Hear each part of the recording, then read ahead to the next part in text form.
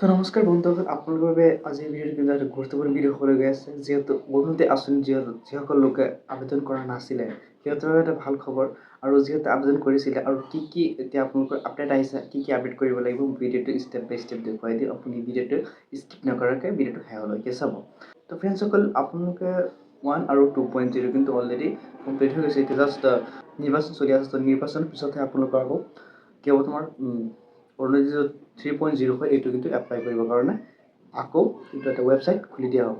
তো বৰ্তমান কিন্তু কোনো ধৰণৰ ৱেবছাইট দিয়া অপেন কৰি ৰখা নাই। হোম চৰকাৰে কোনো ধৰণৰ ৱেবছাইট অপেন কৰি ৰখা নাই। সকলো ৱেবছাইট কিন্তু এতিয়া বন্ধ কৰি দিয়া আছে।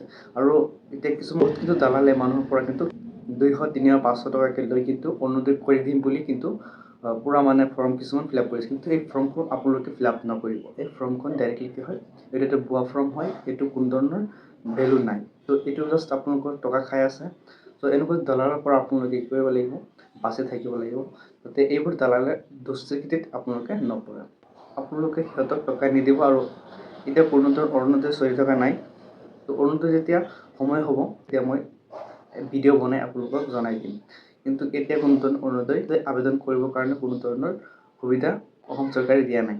তো এতিয়া কিন্তু ফুল্লি কিন্তু এইটো ৱেবছাইট বন্ধ হৈ আছে। আৰু এইটো কিন্তু চৰকাৰে এতিয়া নিৰ্দেশনা দিয়া নাই। তো চৰকাৰে যেতিয়া নিৰ্দেশনা দিব 3.0ৰ বাবে, তেতিয়া আপোনালোকে আবেদন কৰিব পাৰিব, ফৰ্ম ফিল আপ কৰিব। এতিয়া যিটো আপোনালোকে ফৰ্ম যিটো আপোনালোকে ফিল আপ কৰি আছে, ফৰ্মটো কিন্তু এইটো কোনো ধৰণৰ অৰুণোদয়ৰ ফৰ্ম নহয়। এইটো জাষ্ট এটা ডুপ্লিকেট ফৰ্ম হয়। তো এইটো আপোনালোকে ফৰ্ম ফিল আপ নকৰিব আৰু এইবিলাকৰ পিছত টকা অপচয় নকৰিব। এইবোৰ 2 নম্বৰ ফৰ্মৰ পৰা আপোনালোকে 2 নম্বৰী যিবোৰ ফৰ্ম হয়, এইবোৰ ফৰ্মৰ পৰা আপোনালোকে বাচি থাকক। আশা কৰি ভিডিঅ'টো আপুনি সকলো বুজি পাইছে। তো মোৰ চেনেলটো নতুন হয়, চেনেলটো ছাবস্ক্ৰাইব কৰিব, লগতে বেল আইকনটো প্ৰেছ কৰিব।